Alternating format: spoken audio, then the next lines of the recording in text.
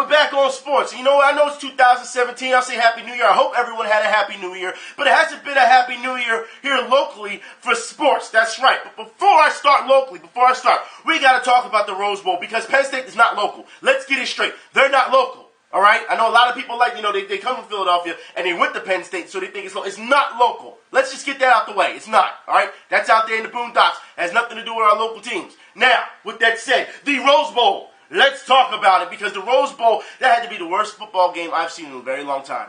You cannot sit here and tell me, okay, that 52-49, that's an okay game to watch.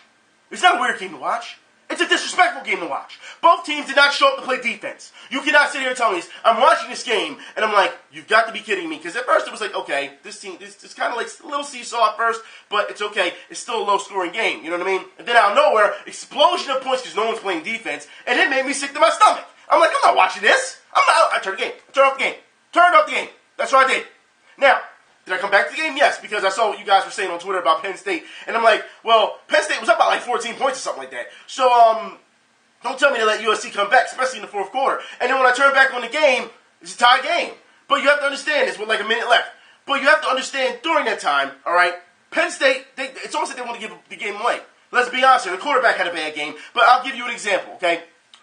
Quarterback steps back to pass, looks down the field on the right, all right, stares down his receiver, so you know the man that's going over the top, all right, on defense, he's going to come and help, his cornerback, his D-back. Throws the ball to the right, guy comes over the top, almost has the ball for an interception, drops it. Everyone's like, okay. So close call. Don't do that shit again, right? That's what you think. Don't do that shit again. It's a warning, right? Very next play. Same play. Quarterback steps back, looks down the field. Same play. Looks down the field, all right? Throws it over, throws it down. Guy comes over the top. This time, interception. It's almost like Penn State gave the ball away. It's that they didn't want it. Here, take it. That's what they did. And their coach is just sitting there like, not bad. People make mistakes. What? You literally let your quarterback make the same mistake twice in a row, and you expect to win a bowl game this way. All right? That's what you did. And then, didn't this coach just get like some type of award? I don't know how he did. I really don't understand how he did. But, like I said, you sat there and you said nothing. You didn't pull your quarterback to the side. You didn't try to settle him down. Nothing. I don't understand this. What kind of coach does this? But, USC came back and they won. And it's weird because when I was watching this game near the end, they tried to put some positive, like the media tried to spin it in a positive. This is the highest scoring game. They've broken records with scores. It's 52-49. There's nothing to be happy about. Nothing. I understand that USC fans are happy because they won because you want to be on the winning end of a bad game as opposed to the losing end of a bad game. But your team gave up 49 points. 49 points in a bowl game. No, you can't even be happy about that. Your team sucks because they didn't play no damn defense. Penn State's team sucks because they didn't play no damn defense. Like, come on. This is disrespectful. When I was watching this game, and I turned it back on, I turned it off because I couldn't take it anymore. Because I felt to myself, when seeing these type of scores, both teams deserve the death sentence. Because of disrespect to football. But 52-49. And we're supposed to be happy about that. And of course, afterwards, everyone's laughing at Penn State. I don't care. Listen, I don't care who won. I don't. Because I don't have any allegiance to Penn State or USC. I don't care who won. But watching it from a football aspect, it was pathetic. Disgusting. That's not football. It's not. Like I said, it's almost like everyone was playing on Madden. It was playing Madden on rookie mode. That's what it felt like. Nobody's... No. I'm not trying to hear it. All of a sudden, explosion on offense. No. For both teams, no. Was it USC's quarterback had what? 5 touchdowns and 1 interception? That's Madden stats. 425 or something like that? Come on, man. Stop. I'm not trying to hear that. That's disgusting. But speaking of local sports, I guess we should move on. I guess I need to have this talk with Flyers fans real quick. Because I told y'all this was going to happen. After the hot streak went away, what did I say? The way they're giving up goals is not ideal to where we should be right now. It's not. And now I see people on Twitter actually trying to defend this. Well, this is a process. All of a sudden, it's a process, right? It's a process, and you don't know hockey if you're mad at the Flyers. What? So you're just going to defend the Flyers after all the bullshit that they're doing right now? That's what we're going to say now. It's clearly a coaching problem, and I say that because the coach is not dealing with this. That's why. It's the same thing over and over and over. You're giving up way too many fucking goals, and you're expecting your offense to have, once again, a Penn State explosion to win games, to send it into overtime or to send it to the shootout. You can't do this time and time again. That's not how it works. It's not how hockey works. Anybody who's been watching hockey, I'm going to say since the 90s. I won't even say the 80s, because the 80s was brutal when it comes to it. You would get 1 or 2 goals tops. That's it. You know what I mean? In the 80s, they were hitting shit out of you. You got even close to the goalie, all right? But you have to understand, the 90s, I give you a little leeway to say maybe 3, maybe 4 goals, if that. And that's me being generous. Because I believe once you get to the 3-goal territory, you're in trouble. That's losing territory. But when you see the Flyers are putting up 3, 4, 5, 6 goals, and they still can't win a fucking game, there's a problem. There's a problem. That's not, it's just that's the way the game is going tonight. It's a shootout. I'm not trying to hear that shit. It's been way too consistent with leaving away goals. Gaps on defense. Mason is being pretty much stuck 2-on-1 every once in a while. Did you see what happened the other night? The Flyers were on a power play, and they gave up the power play, and it ended up being a 2-on-1 against Mason. On a power play. On our power play. 2-on-1. Come on. Stop that. Stop. Lapse in defense, horrible judgment, people aren't getting back. You cannot sit here and say that the Flyers, what they're doing is okay. Yeah, they won 10 games in a row. That's in the past. It's in the past now. Now you got to deal with reality, all right? Because now that they're not so hot, because who the hell puts out Couturier anyway near the end of a shootout? When he was like, 2 for 15? And you put him out there in the shootout? Like, look at what the coach is doing. You have to look at it. I'm not worried too much about offense because, as you can see, they're putting up goals. You don't know how long they can keep putting up goals in the season like that, consistently. However, you have to worry about defense. It's got to be locked down. You can't tell me that you're going to go into the playoffs because, some of you guys are screaming Stanley Cup. Some of you guys are screaming that. I don't understand why.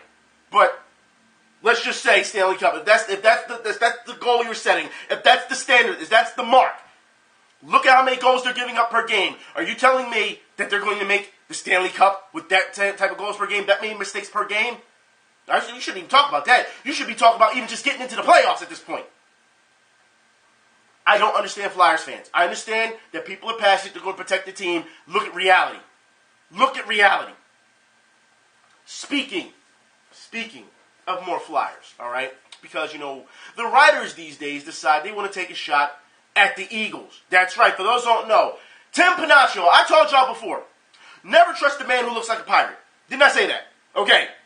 The fact that he came out and had a problem with what Carson Wentz did not too long ago, because for those who don't know, Carson Wentz bought a bunch of guns for his teammates as presents, as Christmas gifts. That's right. So, let's see what Tim Panaccio actually had to say about this, because you know what? He wants to bag on Philadelphia.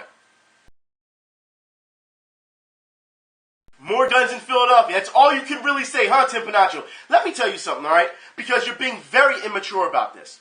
For this type of news, for those who don't know, Carson Wentz did buy a bunch of guns for his teammates. What the news didn't tell you is that he went and bought a bunch of safety locks and stuff like that for his teammates. Now, mind you, he bought these legally.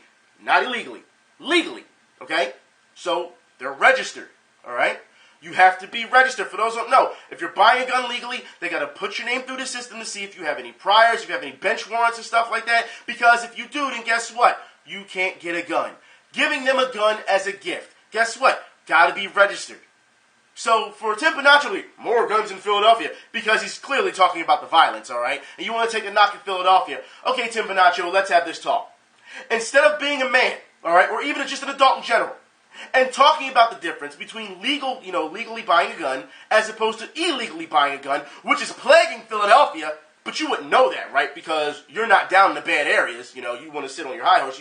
You sit around in your little press box, or you watch the news at home in your nice house, and you think, okay, this is how it is. More guns in Philadelphia.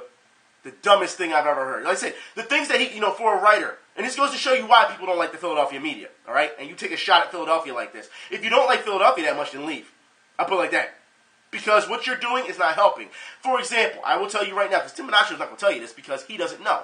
For example, illegally, not too long ago, a couple years ago, Port Richmond, guy was selling guns out the back of his trunk, $50 a piece, handguns. That's right. Serial numbers filed off. So, you know what I mean? You don't know if they got any bodies on or whatever, but he had a trunk full of guns. Got caught. Got extended time, extra time for when he got caught because he was selling the sons of bitches in a school zone. That's right. So he even got even more time for that. And, like I say, trying to sell them to kids as well. So, you're trying to sell them to kids. That's strike one because they're illegally sold. Strike one, kids and adults. And in a school zone, during school hours, yeah, they're going to get you for that. Illegally, as opposed to legally when they have to run checks and background and all that type of stuff. So for Tim Panaccio to not bring this up and talk about, how, the country is really plagued with illegally purchasing weapons, and matter of fact, it's not just the country. You can find all around the world when it comes to arms dealers. But you didn't want to go there, did you? No. Instead, let's just bag on Philadelphia. This is what I mean. This is the cowardice that I see when it comes to what Tim Panaccio is saying. Now, do I blame Tim Panaccio for acting this way? Yeah. Because definitely, you have to understand, when people put out tweets, all right, because it's not like a slip of the tongue. You know what I mean? When people put out tweets, they actually think about what they're saying first, before they tweet it, all right? So I'm not trying to hear, it was a mistake, or, it's my bad. No. You thought about what you were saying first. And of course, when we addressed this towards him on Twitter, of course he ducked out, put, tail between his legs like a coward. Because a number of us, addressed him. So it goes to show you that this is what our media is about right now. But you'll take a shot at the Eagles. Really. You should stick to doing Flyers work. But like I said, if you're going to be this, if you're so gung-ho about Philadelphia having too many guns, then what are you doing about it? How are you helping the community? If you want to speak on this issue, how are you helping the community other than sit around and 140 characters on Twitter? What are you doing? I just want to know, Tim Panaccio, or writing about the Flyers. What are you doing to help the situation? Nothing? Okay. That ends that. Speaking of the Eagles, I guess we should talk about the Eagles. All right? You know what? After you look at things, it's all over, said and done. I know a lot of people, they can't wait for the Eagles to lose so they can make their videos or go off on Twitter and, get their attention. I understand that, all right? But you have to understand, when you look at the overall scope of things and how they finished, 7-9, it's not a bad season for them. It's not. I know some people thought they were going to at least get 500. They didn't. But you got to think about it, all right? If you look at the positives of this, because we see all the negatives, we see it week after week. The secondary, they're celebrating how weak they are. The lack of receivers dropping the ball. We saw a lot of that, didn't we? Didn't we? Against Cowboys, didn't we? Okay. Lots of drops. But selling. Yeah. But I'll put it like this. If you look at the way these games went, the Eagles actually were in the playoff hunt. They were. Think about it. The games that they lost, well, not all of them.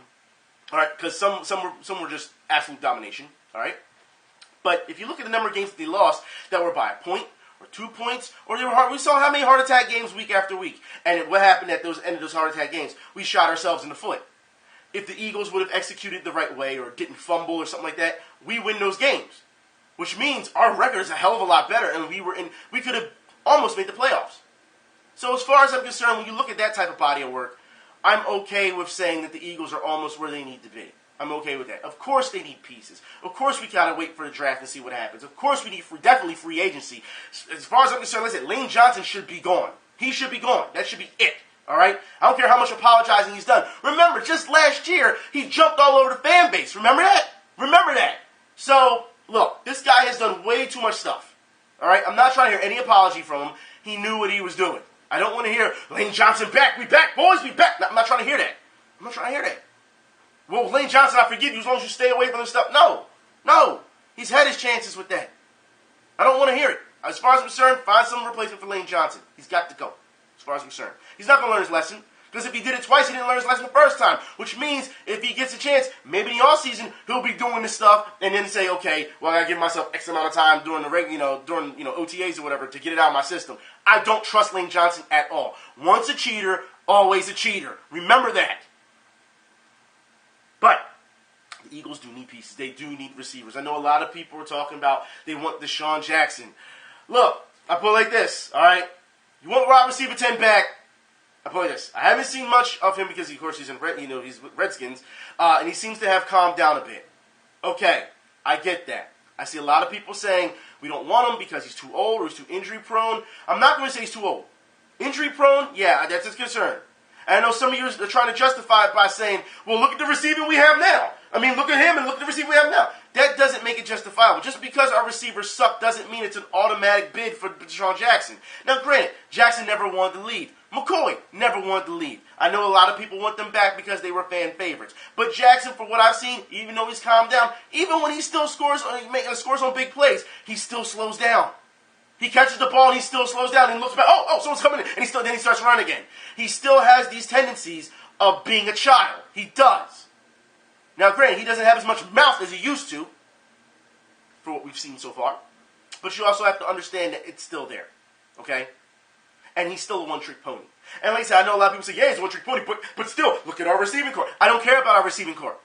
Just because they're that bad doesn't make it acceptable to bring him in that way if he's not going to do everything possible to win. Now, if he does do everything possible to win, I don't have a problem with it whatsoever. Whatsoever.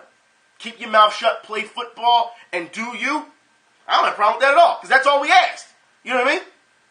But if he's going to bring this, like I said, we got enough divas on this team. If he comes back with that diva attitude, I don't want to hear it. No.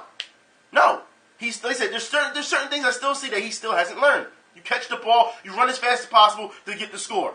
You don't slack on speed and slow down. Why? Because you burned your defender so much that you can afford to slow down. I'm not trying to hear that. No, you keep going, 100. I don't know, man. This is me. Maybe it's just the generation of football I came up with where guys are just tough, rugged, and they just play football, and they didn't give a damn about people's feelings like that. They didn't care if they hit somebody, hit a receiver. Oh, what a flag. Don't nobody care about that, bruh. They make a stop, and they didn't do all this. They didn't have to do all that. Nah, they didn't have to do that. They made a stop and went right back because they know the next play, something may happen again. They're looking to hit somebody. I'll put it like this. Look, when you grow up watching people like Ronnie Lott, you know what I mean? And you see how our receivers are these, and like I said, a lot of people like to say Brian Dawkins. Look at Ronnie Lott back in the day. And then you see these type of receivers, D-backs, when they make these barely any stops or stops, things that they didn't even do. Players will drop the ball and they still it's a completely different generation. This is why we say they soft, they divas, you know what I mean? They emotional. This is why we say that. I don't need that from receivers. And, I almost want to blame Deion Sanders for the receivers being that way, and Andre Rison for being such divas when they catch the ball. I really want to. But let's be honest here. It's bad enough that we see it on the offensive side of the ball. We don't need to see it on the defensive side of the ball, too. Everybody wants to taunt, and then people's feelings get hurt. And then what happens? Refs start throwing flags for taunting. I don't get that. You make a play, you burn someone, you got the right to talk trash. DeSean Jackson, he catch a ball, and then he burns a guy. Get to the end zone first. Celebrate if you want. I'm not going to get on you for celebrating, bro, unless it's like a really close game because we need those yardages. But other than that, I'm not going to get on you for celebrating. No, celebrate. Talk your shit, bro. You know what I mean? Do what you got to do. But first, score. Get there first. You know what I mean? That's what bothers me. But there's still going to be Eagles fans. A little Sean. How many Eagles fans? Do I have to remind people how many Eagles fans left the nest and went to the Redskins simply because DeSean left the Eagles? Do we have to remind people of this? So if he goes back to the Eagles, all those bandwagons will come right back. You understand that, right? Okay. Should we not forget what DeSean said about the Redskins and the Eagles? Remember, Eagles fans, remember when he first went to the Redskins? Redskins fans are the best. Blah, blah, blah. It's it's being, political and diplomatic. But come on, man. He threw Eagles fans under the bus as soon as he signed with the Redskins. Remember that. And the same fans that kissed his ass then was like, oh, you going to talk about the Redskins like that because they rivals. Nah, you ain't going to throw us under the bus, and was pissed. Fast forward years later, we want him back. It seems people have short memories and they forget a lot of things. Like I said, Wentz, he looked good. If you notice, during the Cowboys, there was times where he was audibling and it looked good, didn't it? Audible to the run. The overload blitz was coming from the left. We do audible, make the run to the right. He knew what he was doing. That's what I want to see from my quarterback. It's progression, okay? So you got to give this kid a chance. Remember, he's still a rookie. He's still a rookie, man. He threw over 3,000 yards. I know a lot of people are going to say, well, today's NFL is a passing NFL, so yeah, 3,000 yards is nothing. He threw over 3,000 yards, all right, and he started all 16 games. Well, was it 16 games, 18, something like that. He started all the games since McNabb. So you got to give him some credit. And mind you, he'd have even more stats if it wasn't for all the damn drops this year. So as far as I'm concerned, that's our guy. That's our guy. Running, for what we're hearing, Darren Sproles may be retiring. I really hope he doesn't because he's a weapon. But if he does, then, okay. We also need to get rid of Matthews because he's too injury prone, he's too hurt. So we need a running core. We definitely do. We haven't seen much of one. Besides, a lot of guys are injured. Was it Smallwood was hurt? Was it at the end of the season? So he couldn't play. He was on injured reserve, I believe. There's a number, like I said, our running core is suffering. It is. And I'll put it like this. Doug Peterson has made a lot of bad calls. We have seen it throughout the season. We have seen him play reckless at times with play calling. You know what I mean? It's been quite reckless. However, you have to understand that there are times, especially, and I have to give them credit, when it comes to the run game. Because if you look at these games, you break them down, you go back, you look at this stuff play by play, there's a lot of times where the run game is really well done. It is. So I want to give Doug Peterson at least that credit. You know what I mean? So, I play this. The Eagles are where they need to be. They beat the Dallas Cowboys. I'm happy they beat the Dallas Cowboys. You know what I mean? I know Dallas fans saying, well, you didn't really play against Dak that much. When Dak was in, Dak didn't do much. They was putting pressure on that boy. They was saying, look, Tony Romo came in 4 passes, got a touchdown on our secondary because Carroll can't defend for a damn thing. Yeah, it's going to happen. All right, like I said, secondary needs to be replaced.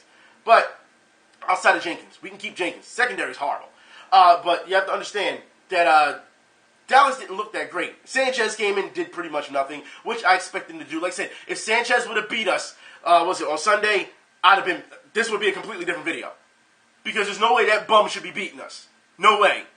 I didn't believe in Sanchez when he was here. I didn't believe in Sanchez when he was with the Jets. I didn't believe in him when he was here. And I sure as hell don't believe in him when he's with Dallas. Okay? I know a lot of people say, well, they were resting their players. Elliott didn't play, Dak played a little bit, and Lee didn't play. They're like the only 3 people who didn't. So I'm not trying to hear, so I'll play like this. Oh, you played our JV core squad or our preseason squad. So Romo's now preseason? Romo's now preseason. Okay. Sanchez, who started for us, is now preseason. Like I said, you want to do anything you can to knock down the Eagles. I'll play like this. I'm hoping, and I'll play like this. This is not all Dallas fans, because there's some Dallas fans who are really cool. You know what I mean? But there are some assholes with Dallas fans, and I play like this. Those type of assholes, I hope your team, I hope they're one and done. They get that bye week. I hope the next team they play, they just lose. I hope they do. I really do. I hope the refs actually start, calling it the way it is. Because every play, your lineman is holding somebody and they never call it. So as far as I'm concerned, we'll see what happens. All right? The playoffs should be fun. I'll cover the playoffs. It's going to be fun for me. You know what I mean? I'm not one of those guys who'll be like, well, the Eagles are out, so I don't care anymore. No, that's just stupid. You don't care about football then if you feel that way. Unreal. Like I said, for what I've seen, it has been a train wreck this week. We'll talk more, especially with the Sixers, okay?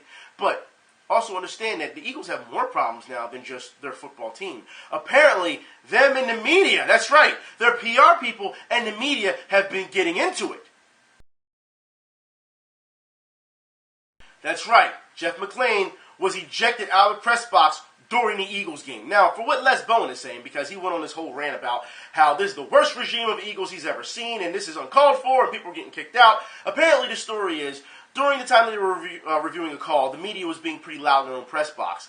And a staffer told them, look, shut up. We're trying to find out what's going on. Shut up. You know what I mean? Now, we don't know the context of that because the way Les Bowen talks about it is really weird.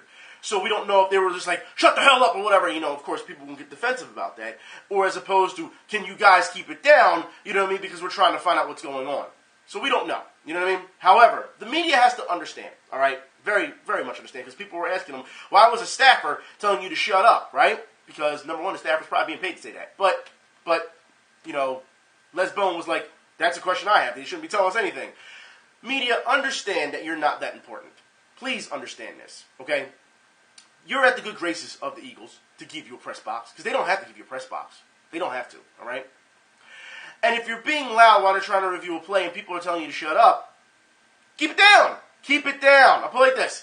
If the media came out today and said, the Eagles regime is so bad that we're never going to cover Eagles games again, do you think fans would care? You think the fans would be like, oh my God, the media's not going to cover it anymore, we're in trouble. No. Fans don't get the information. Hell, fans make their own videos. Hell, fans have started making their own radio shows. They don't need you, mainstream media. You understand this, right? They watch the game, they see it for themselves, they have their own opinions. This is why a lot of fans really don't need to watch a lot of sports talk shows, because it doesn't matter what you say in a suit as opposed to what I say wearing an Eagle shirt. Doesn't matter. We're all going to have our different opinions. We may agree, we may disagree. But guess what? That's what counts as fans. So media, if you want to say that, you count more because you're writing about them, you're just a glorified fan. That's all you are. If you want to write about them, I guess we can just start blogs too. It doesn't matter. You understand this, right? It doesn't matter. They're opinions. So as far as I'm concerned, the media, and I've said this before, and we've talked about this before, how the media feels as though they're more important than what they really are. I've talked about how the media isn't more important than the franchise or even the players that are playing. You're just a guy writing about what you see. Just like I'm just a guy talking about what I see. It's the same thing. Same thing. Difference is you get paid and you try to make this, how can I put this? You try to network yourself and make yourself a brand, and some people don't. Like me. I don't give a shit. I don't care. You know what I mean? I'm just here just to put my opinion. I'm having fun. You know what I mean? But it doesn't matter if you're in a suit or you're in a t-shirt talking about it. The media feels as though they're bigger than what they really are. And this is a problem. We've seen this time and time again. You're not. I can go on a... Look, this guy's probably right now playing football out in the street. Street football or even on the field. It's rain outside and they're still playing. I can go to them right now and ask on camera, hey, what do you feel about the Eagles? And they'll tell you. And people will probably respect it more here because there are guys actually out there playing the sport. You know what I mean? And understand the sport as opposed to a guy who's 60 years old sitting around, back in my time, blah, blah, blah. They don't care. They don't. And you've never played football before. Like, no. I've watched football for 30 years. And? I don't mean shit. Did you ever play? No. Like, you know what I mean? Like, you have to understand that, and that's what it comes down to. Like I said, people are going to have their opinions. But the media, they think they make themselves, like I said, this ESPN phase and the CSN phase, and everyone's just trying to make themselves bigger than what they are. Radio phase, where you have these shock jocks, if they say something stupid or say something vulgar or if they troll people, then that'll get them the attention. Yeah, because because you don't know football, you don't know sports. So you have to do these little odd things to get attention so that people will listen to you instead of just giving them the real. It happens all the time. This is why you see radio shows, oh, we're bringing in all these girls who have nothing to do with football. We're bringing all these girls who pretty much take off their clothes, and you're going to, tune in and you're going to watch and all this other stuff. It has nothing to do with sports. Nothing. But you're going to watch because hot girls. That's what it is. They need to pull all the little strings, all the little antics to get you to stay glued to the TV or to that radio station or to that column. You understand that, right? I'm going to make an appearance at such and such. You can meet such and such at, at such car dealer or at the... No one cares. No one cares. You have to understand media, that you're not needed. Like I said, people make their own radio shows now. They have their own blogs. They make their own videos. You're outdated. You are. You don't have any fire anyway. Everything is so monotone. It's like, seriously, when you think of an Eagles fan, you think of a guy who, I don't know how it is at other places, but Eagles fan, you go walk down the street, you're going to see an Eagles fan who's just, you know what I mean, he's wearing this stuff. He's maybe at a bar drinking. If you say something really nasty about his team, he may punch you in the mouth. You know what I mean? Instead, we see these guys with slacks on and polo shirts and talking and they bag on not only the fan base, but they bag on the team. They also bag on the city, and they say, "Oh, we're the #1 sports station." What? No, you're not. No, you're not. No one cares. No matter what your ratings are, they could always be bigger if you branch out and reach to a specific, more of a demographic. But you have a specific demographic that you have, which is mostly guys in the suburbs or guys who are far away who can't, who can't watch Eagles games or stuff like that. So as far as I'm concerned, the media is really not worth it, especially with the internet now. You can get anything on the internet. You know what I mean? I feel as though the media has taken it too far. And here's the thing: Les Bone always talks about about this regime, and I talked about ESPN for a minute. Let's let the record show. All right, the lady that is the PR, the head of PR for Eagles, is responsible for Stephen A. Smith being on ESPN and acting the way he is. When he used to write for the Inquirer, she let it know, hey, go do what you gotta do. Because she thought as well, if he's on ESPN and he's saying all this other stuff, and he's preaching the gospel, all right, and he still works for the Inquirer at the time, that's going to look good for the Inquirer. They're going to get a piece of that. You know what I mean? So of course times have changed. She's now Eagles PR, and she's kicking out guys who work for the Inquirer or whatever. You know what I mean? So it's really interesting to see. But she is responsible for Stephen A. Smith. So that should tell you something. If you didn't like the Eagles PR, there's another reason not to like them. You know what I mean? So let's move on. Please, let's move on to football, but overseas, shall we? Chelsea. Look really good this week. I'm kind of disappointed with all the goals you gave up. All right? I am. That's got to be cleaned up. I can't really say too much. Maybe it was an anomaly. Don't know. Like I said, the losing streak eventually has to come to an end. Has to. You know what I mean? It's one of those things. You can't win out the rest of the entire season. But I am happy that you're still on top of the table, and we'll talk about that in a minute. I I want to say that was it. Oscar is gone now. He's gone. Mikel's gone. I never liked Mikel anyway. He's gone.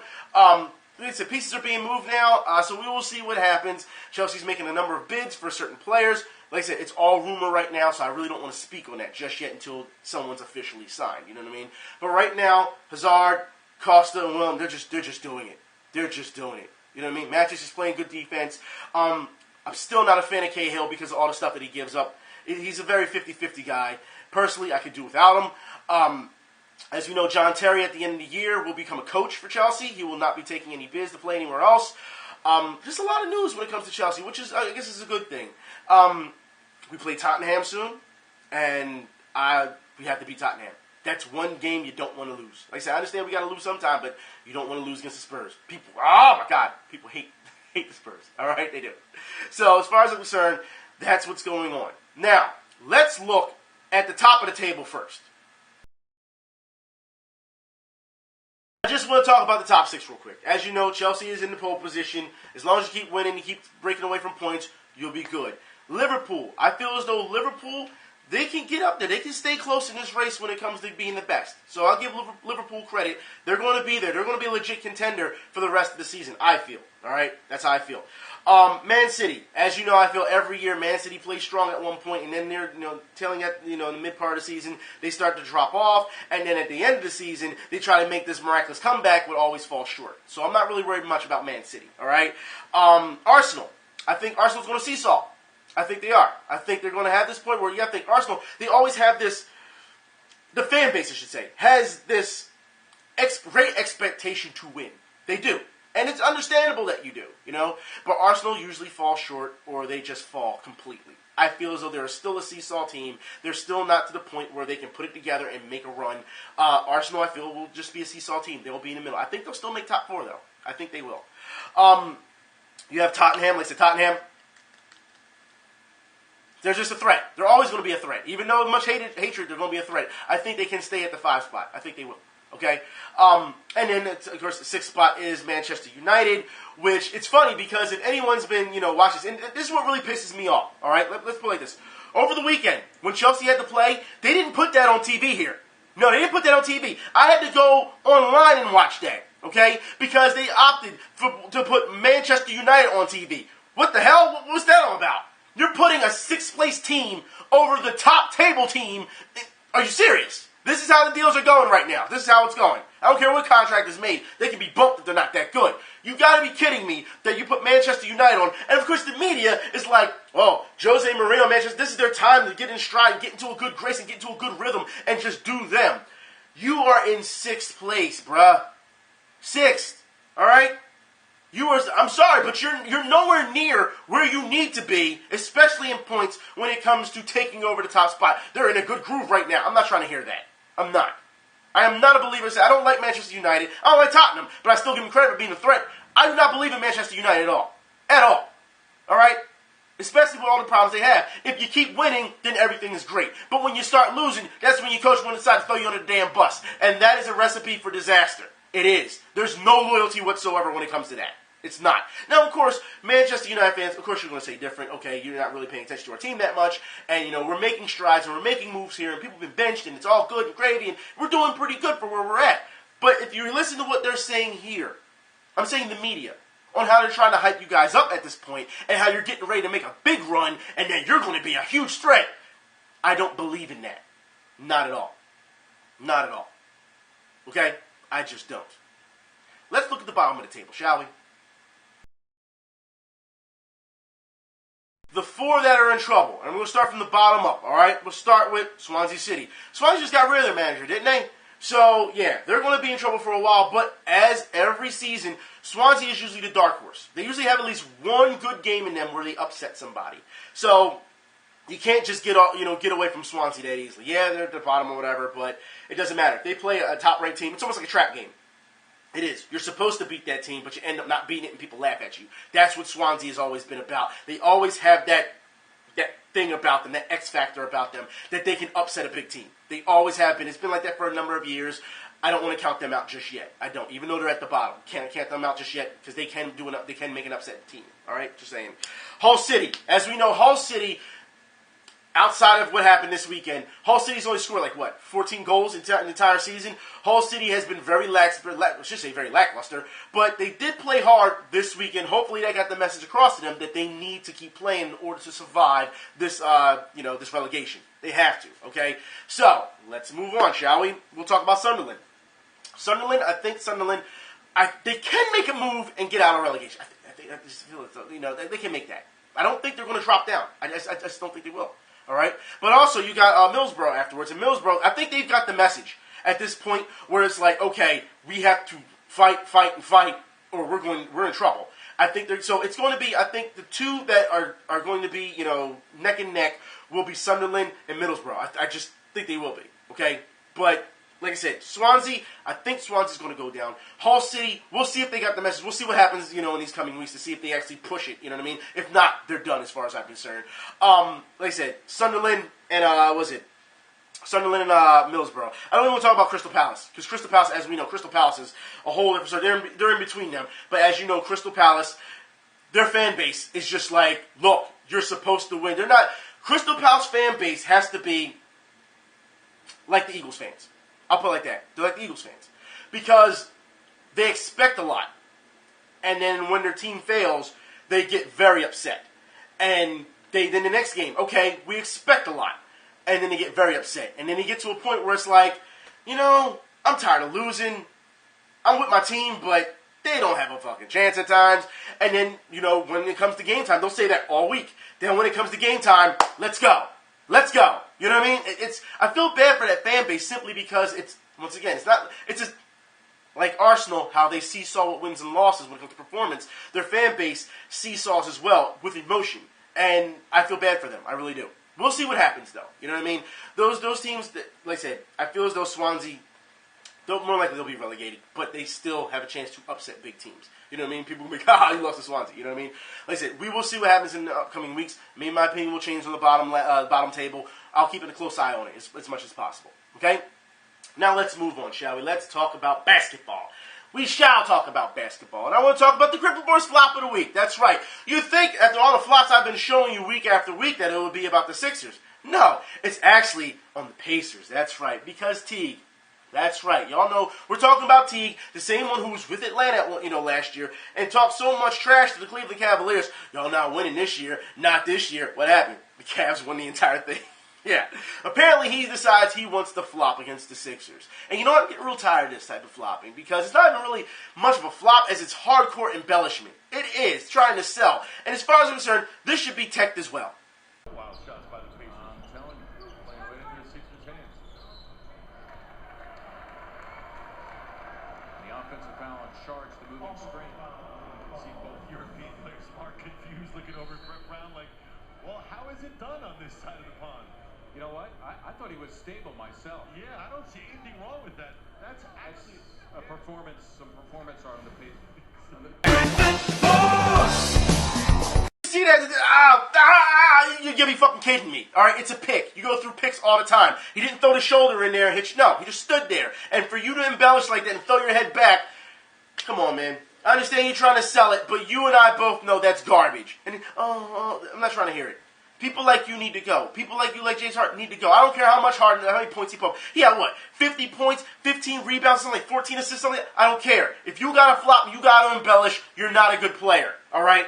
If you're going to sit and you're going to be dominant 100%. I'm not trying to hear it. Oh, I get these calls every time I go to the basket. They even make commercials on that guy now. It's ridiculous. To show that he embellishes. I'm not dare to be different. No. What you're daring to do is try to cheat the game. And same thing Teague is doing right now. And same thing Marcus Smart tries to do. And the same thing Dwayne Wade tries to do. And the same thing Chris Paul tries to do. And the same thing LeBron James tries to do. All y'all do is hurt the game. That's all y'all do. But that's okay for some reason. Because basketball in this generation. Right? Right? Speaking of the Sixers. That's right. Fan base is still at odds with each other. I'm not going to really talk about, the fan base fighting much this week. But I understand why now, because the media has made it, once again the media, they have made sure that they brainwash you into believing to trust the process.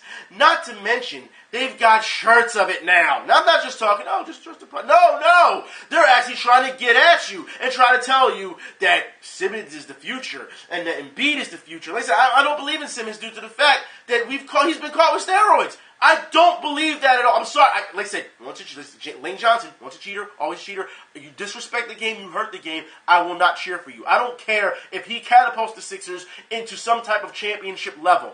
I will never forget what he did. Because nobody, and you can ask any professional bodybuilder or nutritionist or whatever, you can ask them. There's no way possible that you can gain 33 pounds of muscle in a couple of months. And we're talking, when I say couple, we're talking about 3-4 months, because he was playing during the summer league, remember? He was playing during the summer league. In a couple of months, and gain that much. It's impossible. It's impossible without an assist. That's right. If you don't believe in this, go ask. Go ask. I will not forgive that dude for doing that, especially in his rookie year. In his rookie year. Jesus Christ. And this also implicates LeBron James, because you know he's part of his camp. A lot of people, for those who don't know, the story, because this was, I believe, who talked about? Bill Simmons talked about this. About how LeBron, when he went off, in that offseason, he came back and he was all muscle fine-tuned and all. Bill Simmons accused him of steroids. I would not be surprised. But this is part of his camp. This is why when you hear LeBron James talk about the Sixers, oh, y'all just got to wait. Simmons is the future. Yeah, he's part of his camp. That's why. You have to understand that.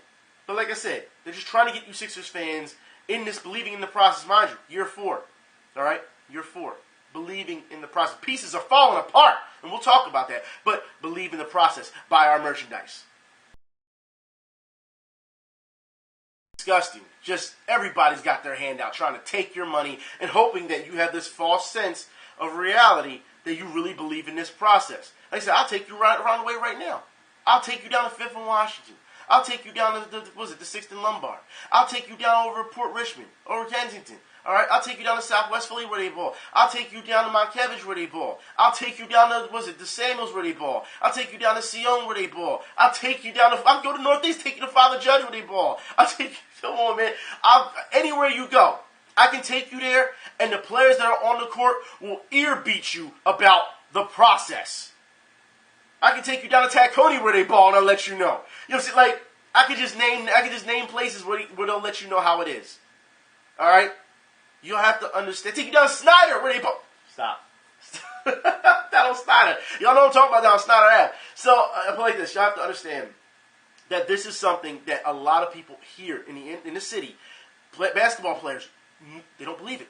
They don't believe in the process. So when you hear me come out week after week and say the process is bullshit, and this is wrong, and this is how the media is trying to get you, and this is the merchandise trying to get you, and this is how the players are acting, all this, you have to understand, it's from a basketball standpoint. This is not from a fan sitting in the stands and getting ooh and ah because some guy did a round-the-back pass or some guy did a crossover. No, you're talking to a person who is out playing basketball and see these things every time and talks to these players. And you talk to these players and they're the same way. You got to be kidding me. How long have you been playing basketball for? You see this shit is garbage. You see how they're trying to get people. You got to be smart. But when you look in those, seriously, the next time you watch a Sixers game, look in those stands and look at yourself and you say, that guy's not a basketball player. That guy's not a basketball player. That guy's sitting up front because he's got money with his kids and he's got a suit on. He don't play basketball, but he's there for entertainment. Look at the fans and say, okay, who actually balls and who doesn't? You can see, and I'll play this. People, you know who a basketball player is. It's by their demeanor, all right? You can see when a person gets upset. But if someone scores, oh, that's 2 points. Oh, my God, did you see that? Did you see that? You know that's not a guy who really plays basketball much. That's just a fan who just jumped on the wagon and is excited. You can tell. Look at their demeanors every time. You can look in the stands and see it every time. That fat dude who rubs his belly and everything and paints himself up as a Sixers fan. You know how many people make fun of him? Do you understand how many people make fun of him? Nobody respects him, but people, I want to take pictures with him. Yeah, because that's the clown. Everybody wants to take pictures with the clown. That's what it is. Now he got a Twitter account, he thinks he's the shit. No one cares. Like I say, you don't see him on a basketball court anywhere or doing any type of commentary, for those who don't talk about commentary during tournament leagues. No, you don't see that. And New Yorkers, you know what I'm talking about. Like I said, it's one of those things where you can tell who's a fan or just wants to believe, and then there's people who are actually players and see this shit and be like, there's a difference. But there's more between players and fans. That's right. For those who don't know. Not too long ago, we talked about how Nerlens Noel came out and said, I'm too good to only play for 8 minutes, right? And then Brett Brown was like, really? Okay, bruh, well then you're not in part of rotation. We saw that, right? Well, not too long ago, Brett Brown let Nerlens Noel play. And apparently, the fan base gave him a standing ovation. Now, Nerlens Noel about to come in. The reason for the applause from the crowd here at Wells Fargo Center. And many begin to rise.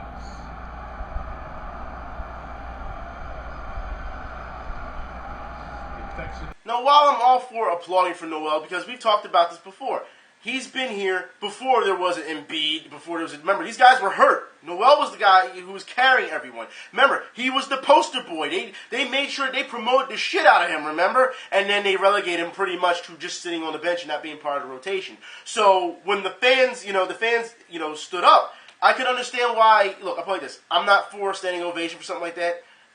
I would applaud him for getting his chance to prove himself. Anyone who's been watching as of late really hasn't proven himself. He's missing wide open layups and everything. He really hasn't proven himself. But I can understand why fans feel that way when you talk to players. Even myself has said he does deserve a chance. You just can't throw him aside like that, which goes to show you about Sixers management and the front office, how they feel. How, like I said before, been telling you for how long, these players are expendable. So when they talk about the process and tanking and getting all these pieces, only to treat them like this, there's a problem. They already let you know that these guys are so expendable that they'll trade off everyone. At one point, they were going to trade off Embiid, weren't they? Let's keep it in perspective here, people. However, I will say I do have a problem. Like I said, there's a difference between fans, staying up and giving his applause. And then, as you can see, the one fan who's really not a player. Let's go! Let's go! Oh, let's go! Seriously? Seriously.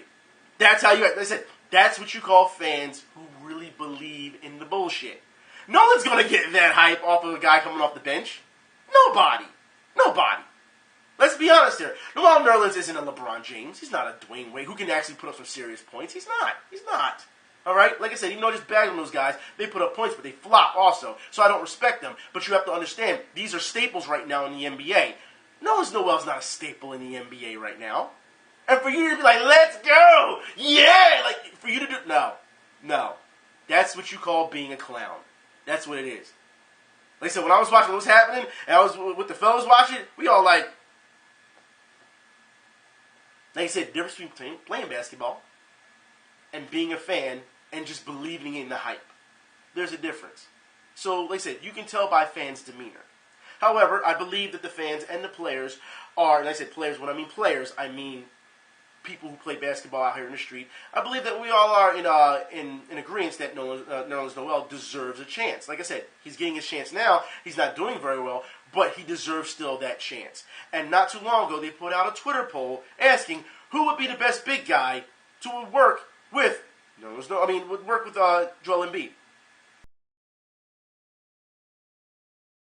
43% said Noel. 43. When you're watching these games, you look at the way Okafor is playing. He's not playing very well.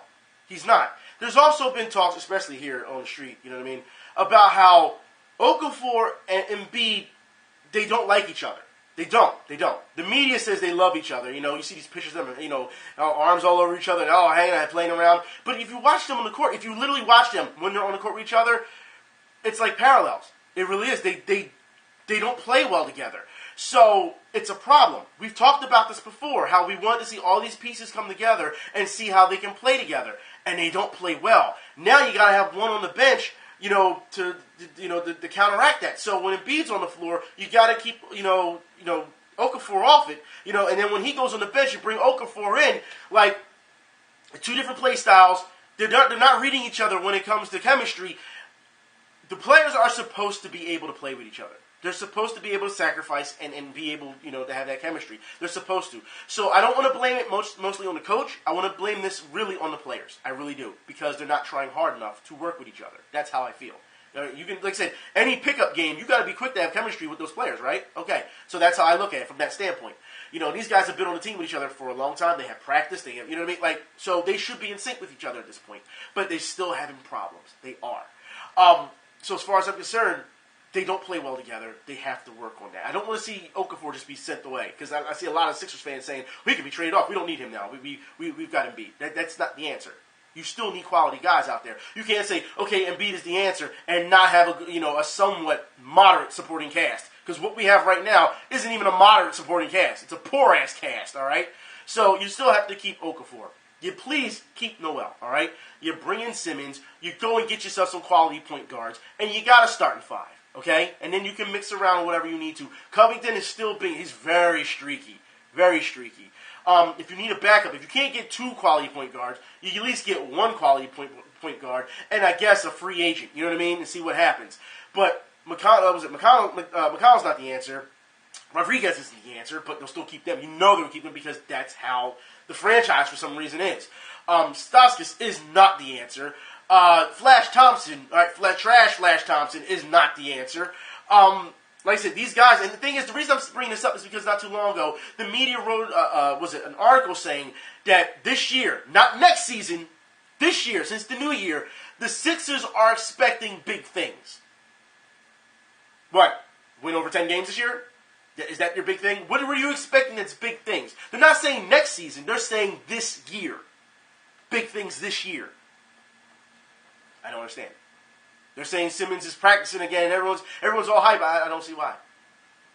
I don't see why. Like I said, you already know how I feel about Simmons. All right? I don't see why. So it'll be interesting to see what happens. Like I said, your process is shot to shit. They're treating these players like shit. As you can see, Nerlens has to come out into the media and be very vocal about this type of stuff. He requested a trade, so it's like, look at your process. Look at it. It's falling apart. The players aren't playing well with each other. At least I blame it on the players. So if that's the case, more than likely they probably will ship somebody off. It's not looking well. You don't have really a quality bench. You don't. Because when those players come out, Sixers get railroaded. They do. I don't know. Why is Henderson still on this team? I'm just wondering. All right. Anyways. Let's move on, shall we? Yeah. Let's talk about boxing. That's right, boxing. We need to talk about referees in boxing. I guess you can say this is blame that ref. I don't understand, ref, how you call this a knockdown. The guy clearly, when he's standing up, he turns, he rolls his ankle and falls. Isn't touched, but the ref still calls it a knockdown. You see Kalach's trying to set the tempo. Kalach's is down. Brown going over to the corner. 5, 6, Kalach's 7, 8. And let's take a look. When Kalach's went down, you see him extend the right hand. He twists his ankle and falls down. He's on one knee. Marcus hits him while he's down. The referee slides in last second and incorrectly rules this a knockdown. We have instant replays nowadays in sports. Now, I saw this in real time, and I was like, whoa, there's no way that's a knockdown. And then they showed the replay where, as you can see, media, the commentators, they agreed as well. It's not a knockdown. The ref is right there. How do you not see that's not a knockdown? And you still call it a knockdown. Here's the thing that you have to understand. When things like this happens, it hurts fighters. Not just on the scorecards, all right? That's just one thing. But mentality-wise, it takes them out of their game. Why? Because now the fighter is fighting with urgency throughout the rest of those rounds. All right, you marked it as a knockdown. That's unfair. Unfair. First off, you're still in shock that it's unfair and you call it a knockdown, all right? That's one thing. But then you got to poise yourself again, and now you got to think, okay, now I'm behind the cards. Now I got to fight. I can't fight my game anymore. I got to go for the gusto to get those rounds back. That's what it is. And it's almost like quicksand. When you try and do that, worse things happen. Because you're abandoning what you're doing, you're taking more risks. And that's something you don't want to do as a fighter. You want to stick with your game plan and hope that it works. But when something like that happens and you're being unfairly, judged and getting screwed over in points, then you have to take some risks. You got to throw some hard bombs. You got to do this. You got to really get those rounds back. If you don't get those rounds back, then the entire fight you're thinking, I got to get it back. I got to get back. And you're screwed. It's like quicksand. You just keep sinking more and more. Now, of course, he's got to fight harder, which means if he can get that next round, then all is forgiven. You know what I mean? Or you knock the guy down, all is forgiven. But you have to get to that point where there's got to be a sense of urgency. There shouldn't be a sense of urgency that early in the fight. You know what I mean? There shouldn't be. But that's what happens. Like I said, fighter's quicksand. I guess we can talk about more fighters, Quicksand. I guess we should talk about Ronda Rousey and what happened with her, this man in Nunes. I guess we should talk about that. Yeah.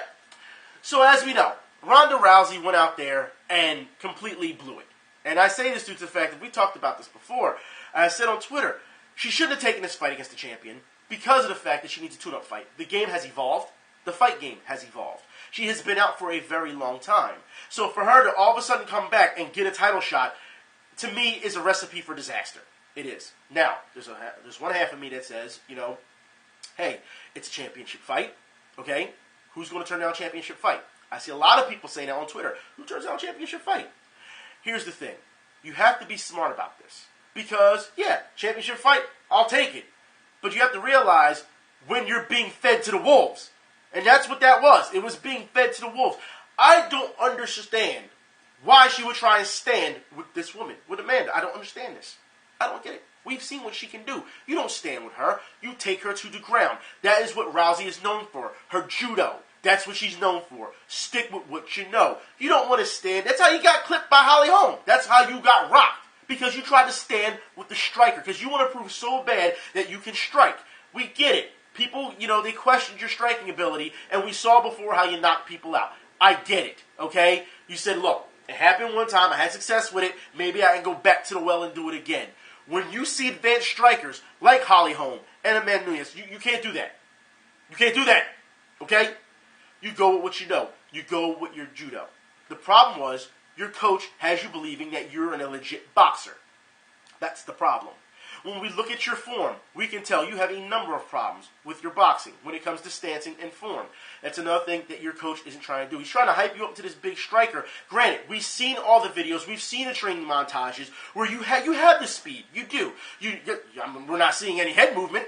And let's be honest here. When you were getting rocked with those punches, there was no head movement. You were standing straight up, chin up, instead of chin down, chin up, and you're fighting like this. And you're getting caught over and over and over. It's like Rock'em Sock'em Robots. You can't do that. You're not trying to rotate. You're not trying to move. You're not trying to pace yourself. When you got hit with a hard bomb, Rousey literally shut down. You could tell. She stopped in one spot and just was like this. And tried to fight out. You can't do that. Rotate, clear your head.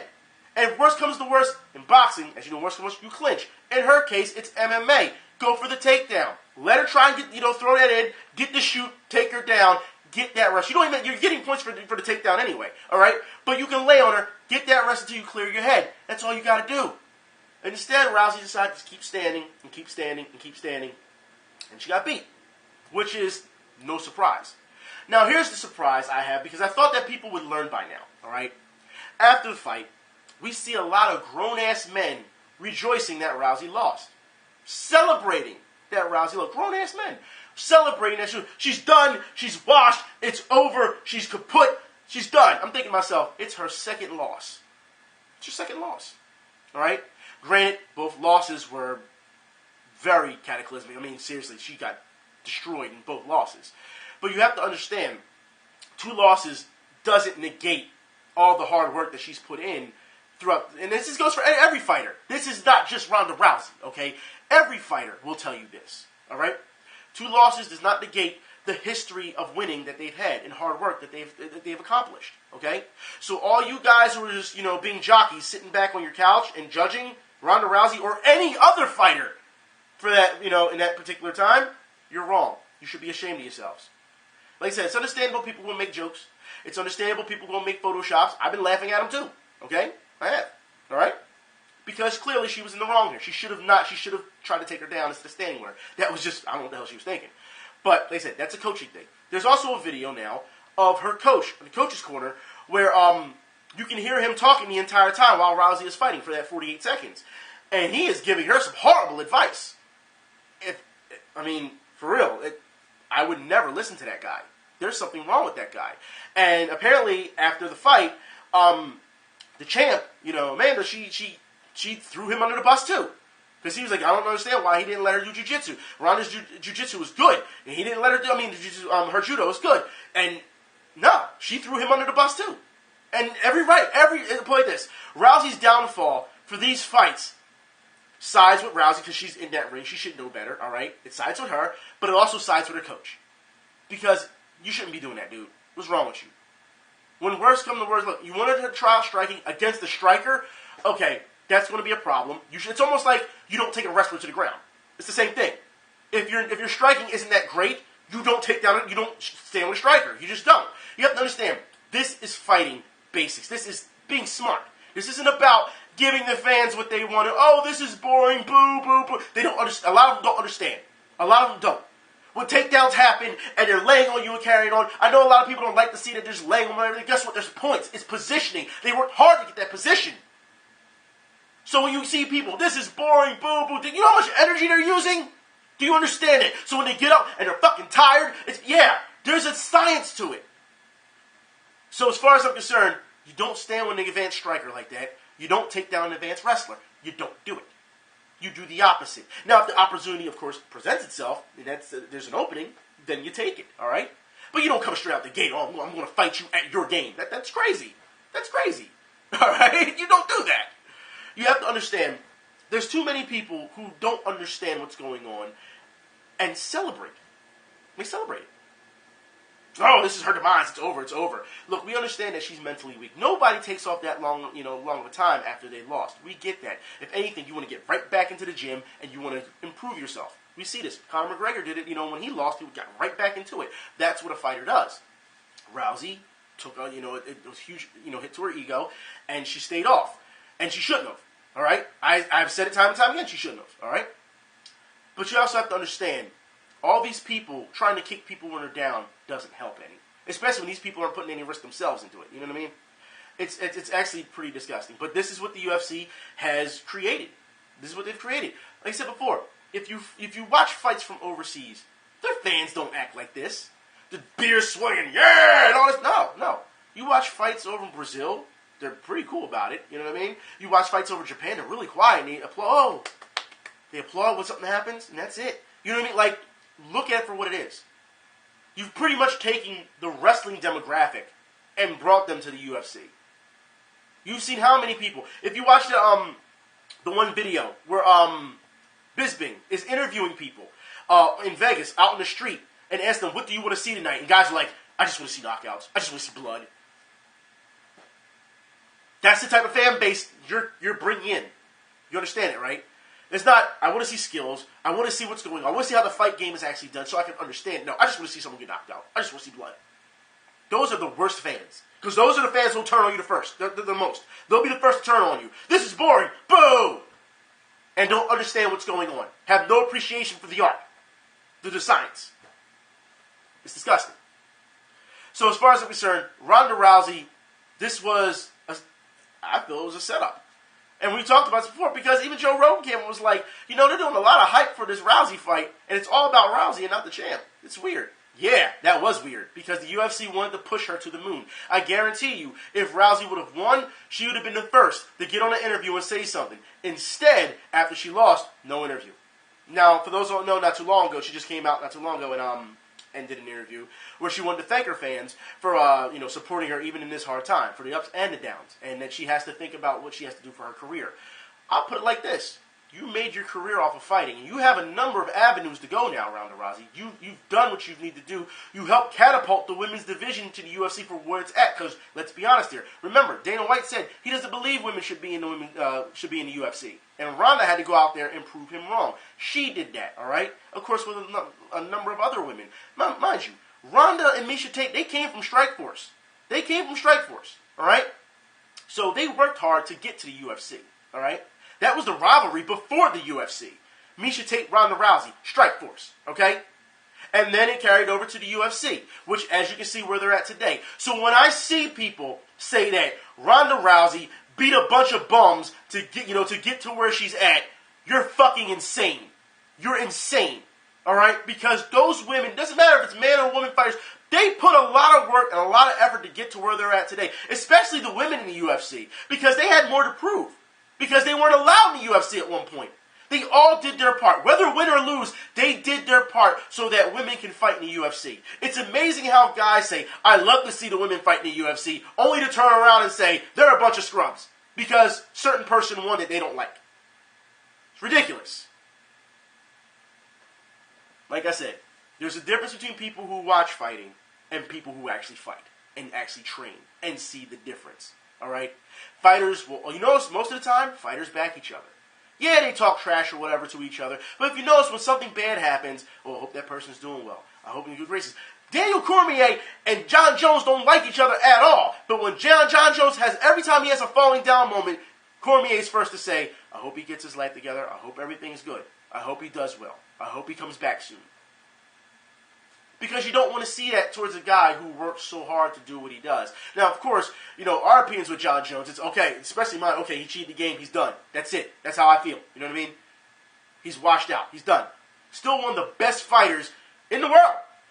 He just has a lot of demons, And I don't think he deserves to be in an octagon with those type of demons. Because apparently, fighting is not helping curb those demons. You know what I mean? He's got to go somewhere else to get, to deal with that. That's how I feel. But when it comes to these type of things, when it comes to these fighters, and you can see everyone has this, I hate you, blah, blah, blah. And then you find out later, it was either just to sell the fight, or you have fighters apologize. For those who remember, Diaz apologized to CM Punk after he bagged on CM Punk when he first came to the UFC. And before CM Punk fought, Ward? Mickey Gall. I was going to call him Mickey Ward. Mickey Gall. Diaz apologized to him. Was like, I was completely wrong. I'm sorry. So it goes to show you that fighters still respect each other. Even though they have to fight each other. They said trash talking, it happens. But they still respect each other on a level. Fans, for some reason, don't understand that. So I would suggest that fans who are hardcore, you love fighting so much, take your ass into a gym and learn that. Learn it. And you'll see the difference. Anybody can post or anything and say, wow, that guy got fucked up. Anyone can say that, because that's what they see on the surface. But to technically know what's going on and see why he got fucked up, or what hole he opened up, or the timing, and the form of the punch and all that, see the difference. The difference. So you can understand. This is why people say, fights can end in the blink of an eye. Yeah, they can. All it takes is one punch. One mistake. That's all it takes. So Ronda Rousey got beaten 48 seconds. Do I feel bad for Rousey at the end of this? No, because I don't want to feel like I'm a defender. No. Because like I said, when I'm speaking about Rousey, I speak about with all fighters. Okay? She should have known better. Look, okay, I'm in trouble. She's striking at me. She's hitting me. It just repeatedly, consistently. It's time to change it up. Time to change it up. She didn't do that. She didn't. Hell, you could have went against the cage, invited her to come to you, and as soon as she tried to throw that bomb, like I said, shoot for it. Let her get close. At least that time you can grab her. You know what I mean? We see fighters do it in boxing all the time. Oh, you want to get close? I'll clinch you. I'll punch in the clinch, and I'll clinch you, and I'll punch in the clinch. We see it all the time.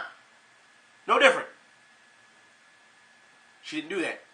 She went out there, and I played this. She did go out on her shield. Don't get me wrong. She went out staying on her feet. Her hands up. And she paid the price for it. She did. But then again, you got to think. Amanda Nunes is not getting her credit. She's not. She beat Miesha Tate. All right? She beat Ronda Rousey. Who else is there to fight? Who else is there to fight, really? That's what people are going to say. Personally, I would like to see her fight, if not Kat Zingano, I'd like to see her fight Jessica Ai. Because of that striking aspect. I would love to see that. Even Holly Holm, but Holly Holm's going up in weight. They had to make a new division now. They're making a 145 division. It's only 2 fighters in the division. Like I said before, people always go down in weight when they can't handle certain things. But now that they're trying to make a new division, you have to have some type of trailblazing. And it's not for Chris Cyborg because, Chris Cyborg, she'll be suspended for a year now because she was caught again. Once a cheater, always a cheater. That's how I feel. Been consistent, haven't I? Okay. Like I said, it's one of those things you have to pay attention to what's going on. So you've got 2 people fighting in the 145 division now. 2. And it's for a title, just to let you know. All right? 2. Like I said, the 135s, they have a lot of talent. They do. The flyweights, as you see, they have a lot of talent. You know what I mean? I'm sorry, flyweights. The strawweights, sorry. They have a lot of talent. It takes a lot to do that stuff. Y'all have to understand. Like I said, people who think that it's so easy to just get in the octagon, I'm telling you, go to a gym and train. Get leg kicked. Take leg kicks all day and tell me you're going to feel differently. When you see those people throw leg kicks, you start seeing them big-ass bruises on their knee and on their thigh and up, in the upper thigh near their ass almost. tell me you're okay with it. Or in their inner thigh, tell me that's okay. Take some leg kicks from an advanced striker and tell me how it feels. You think it's so easy. I guarantee you, within your second, possibly third, depending on depending on how good your body is or your legs are, I'll say 2 to 3 kicks, you'll get buckled. If they're kicking with intention, you'll get buckled. And it'll take a minute for you to get up. There's a difference. Anyways, I'm done for today. I am. It was just very disappointing to see so many grown men, bag on her like that. You know what I mean? And like I said, for any fighter, like I said, it's crazy. It's crazy to see it happen. I mean, let's be honest. The fight of the night was when Cody fought, when he won the title. You know what I mean? So yeah, that was the fight of the night, and that was actually a really good fight. A lot of striking there. And people were saying that's a classic. It's a classic. Yeah, Dominic Cruz and Cody, they put on a fight. They did. That's what you call striking and be able still. And he said, I hit Cruz with some bombs, and he just kept getting up. Happens. Like I said, there's one of those things where you have to understand what's going on in fighting. If you don't understand it, then please do not speak on it. Ask questions first. That's the logical thing to do. Ask questions instead of thinking you're the man, and then when you get corrected, I was only trolling, bro. No, you weren't. I'm just going to laugh this off. You can laugh it off all you want. You make yourself look like a fucking idiot. Fact is, you have to understand what's going on. If you don't, then stop acting like you do. All you got to do is ask questions. That's it. Okay, this happened. I'm shocked. It's funny to me because of what happened. That's fine. But then ask questions afterwards. Just don't go after Ronda Rousey. That's crazy. And when I mean go after, I mean really go after her. That's crazy. What's wrong with y'all? Grown men. Okay. I'm done for today. I'll talk to y'all later. Y'all be safe. I'm out.